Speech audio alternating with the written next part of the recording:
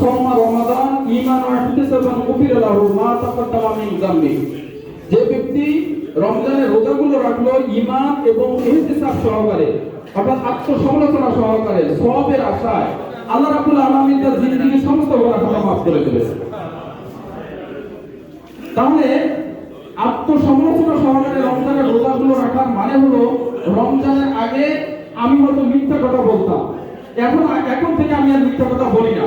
রমজানের আগে আমি ব্যবসায় ভেজাল দিতাম, মাপে কম দিতাম, বেশি দিতাম। এখন থেকে আমি ব্যবসায় একদম ফ্রেশ ব্যবসা করতেছি।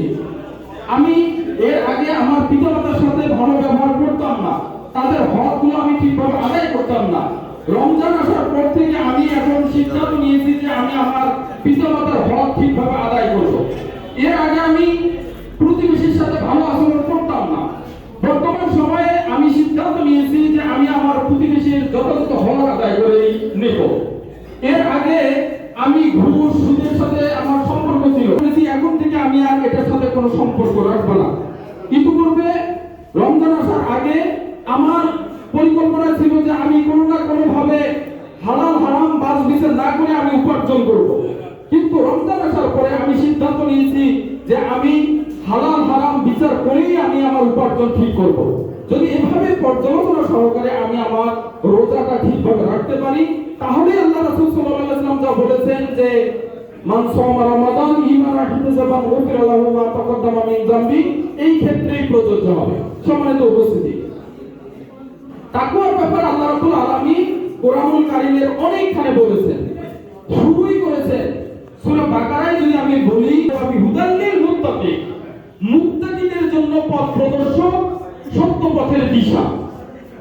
একটা আল্লাহ রাব্বুল আলামিন বলেন কোরআনটা কিন্তু মুত্তাকিদের জন্য শুধু না, কোরআনটা হলো হুদাল লিন নাস, এটা হলো সারা পৃথিবীর সকল মানুষের জন্য। কিন্তু এখান থেকে শিক্ষা অর্জন করতে পারবে, এখান থেকে উপকৃত হতে পারবে যারা আল্লাহ রাব্বুল আলামিনকে ভয় করে। এরপরে আল্লাহ রাব্বুল আলামিন সূরা হাশরে যেটা বলছেন, আল্লাহ বলছেন ইয়া আইয়ুহাল্লাযীনা আমানু তাকুল্লাহ ওয়া তানজুরু নাফসুম মা কদ্দামাত লিগাদিন ওয়াত্তাকুল্লাহ ইন্নাল্লাহা খাবীরুম বিমা তা'মালুন। হে ঈমানদার ব্যক্তিরা, তোমরা আল্লাহ রাব্বুল আলামিনকে ভয় করো। আর তোমাদের প্রত্যেকেরই জেনে রাখা দরকার যে তোমরা আগামী দিনের জন্য কি সঞ্চয় করেছো। তার মানে আমার যেসব হিসাব নিকাশ দিতে হবে আল্লাহ রাব্বুল আলামিনের দরবারে, তখন আমি আমার হিসাবটা ঠিকভাবে দিতে পারবো তো, এরকম সঞ্চয় আমি করেছি তো। মূলত এই ব্যাপারে আল্লাহ রাব্বুল আলামিন আমাদেরকে স্মরণ করায় দিচ্ছেন। আল্লাহ রাব্বুল আলামিন বলেন ইয়া আইয়ুহাল্লাযীনা আমানু তাকুল্লাহ হাক্কা তুকাতিহি ওয়া লা তামুতুন্না ইল্লা ওয়া আনতুম মুসলিমুন। হে ঈমানদার ব্যক্তিরা, তোমরা আল্লাহ রাব্বুল আলামিনকে ভয় করো, আর কোন অবস্থায় তুমি মুসলিম হওয়া ছাড়া মৃত্যুবরণ করিও না। তার মানে আমি যদি মুসলিম হতে চাই, আমি যদি আল্লাহ রাব্বুল আলামিনের কাছে ঠিকভাবে দাঁড়াইতে চাই, সাহস নিয়ে দাঁড়াইতে চাই, তাহলে অবশ্যই আমাকে আল্লাহ রাব্বুল আলামিনকে ভয় করা শিখতে হবে। আল্লাহ রাব্বুল আলামিনকে ভয় করার অর্থটা কি? আল্লাহ রাব্বুল আলামিনের কাছে ভয় করার অর্থ হলো যে আল্লাহ রাব্বুল আলামিন যে কাজগুলো করতে বলেছে, এই ক্ষেত্রে আমি আপনাদের কাছে বলতে চাই যে অধ্যাপক গোলাম আজম রাহিমাহুল্লাহ, আমিরে জামাত, সাবেক আমিরে জামাত, অধ্যাপক গোলাম আজম রাহিমাহুল্লাহ, তিনি এই তাকওয়ার ব্যাপারে চমৎকার একটা সংজ্ঞা দিয়েছেন। আমি সেই সংজ্ঞাটা সরাসরি আপনাদের সামনে উপস্থাপন করতে চাই। তিনি বলেছেন আল্লাহ রাব্বুল আলামিন যে কাজগুলো করতে বলেছে সেই কাজগুলো নির্দ্বিধায় করা, এবং যে কাজগুলো করতে নিষেধ করেছে সেই কাজগুলো নির্দ্বিধায় না করার নাম হলো তাকওয়া। তাহলে আমাকে আল্লাহ রাব্বুল আলামিন কি কি নির্দেশ দিয়েছে, আমি কোনো শর্ত ছাড়াই সেই কাজগুলো করব। আল্লাহ রাব্বুল আলামিন কি কি কাজ আমাকে করতে নিষেধ করেছে, এগুলো শর্ত ছাড়াই আমি করা থেকে বিরত থাকবো। যদি এই কাজটা আমি করতে পারি, তাহলে আল্লাহ রাব্বুল আলামিনের কাছে আমি মুত্তাকি হিসেবে উপস্থিত হতে পারবো। সম্মানিত ভাইয়েরা, দেখেন যে আমি ব্যক্তিগতভাবে কি চিন্তা করি, এটার মধ্যে কোনো বৈশিষ্ট্য নাই, এটার মধ্যে কোনো দিকই নাই, বা এটার মধ্যে কোনো গুনাহ নাই। বরং আল্লাহ রাব্বুল আলামিন বা আল্লাহ রাসূল সাল্লাল্লাহু আলাইহি ওয়াসাল্লাম কোন কাজ কিভাবে করতে বলেছে, এটার মধ্যেই নেকি, এটার মধ্যে হলো গুনাহ। একটা বিষয় খেয়াল করেন যে সবার সামনে ইফতারি হাজির, ঠিক না? আচ্ছা, এই সামনে যে খাবারটা দেওয়া হয়েছে, বলেন তো এই খাবারটা হালাল না হারাম? হালাল। এখন খান, তাহলে হালাল খাবারটা খাইতে তো সমস্যা নাই। হালাল খাবার খাইতে কোনো সমস্যা আছে? সমস্যা নাই। এখন যদি খান আপনি, এটা কি হবে? হালাল থাকবে না হারাম হবে? তাহলে হালাল খাবারটা হালাল, কিন্তু খাওয়াটা হারাম। কেন হারাম? হারাম এই কারণে যে আল্লাহ রাব্বুল আলামিন এই সময় খেতে নিষেধ করছেন। দেখেন, আল্লাহ নিষেধ করার কারণে হালালটা আমার কাছে হারাম হয়ে গেল। কিছুক্ষণ পরে এই হালাল খাবারটা আবার আল্লাহর নির্দেশ হওয়ার কারণে হালাল হয়ে যাবে। তার মানে আমি যদি কোনোটাকে হালাল বলি হালাল না, আমি যদি কোনোটাকে হারাম বলি সেটাও হারাম না, বরং আল্লাহ এবং আল্লাহ রাসূল কিভাবে করতে বলেছেন, যেটা যা বলছেন ওইটা হলো হালাল এবং হারাম।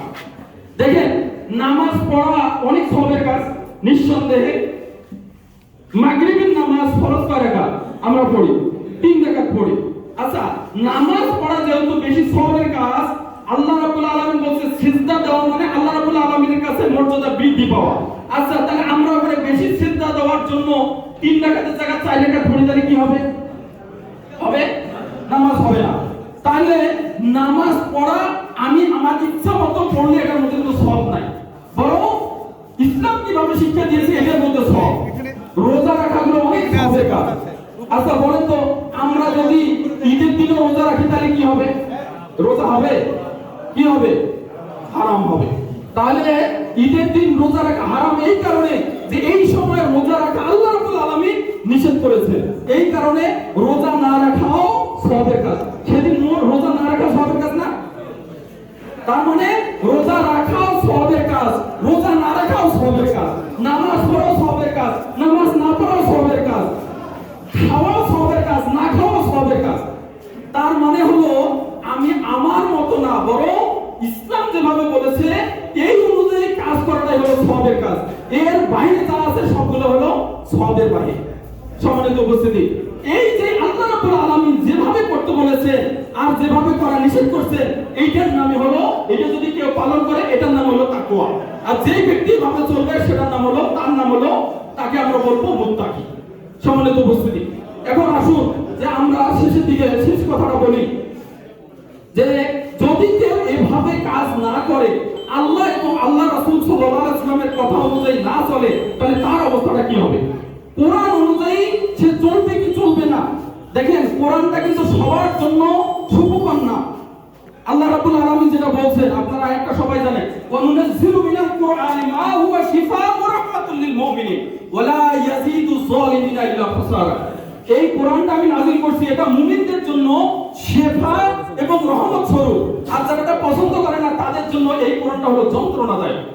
তার মানে কোরআন কারোর জন্য শিফা, কারোর জন্য রহমত স্বরূপ, আর কারোর জন্য হলো যন্ত্রণাদায়ক।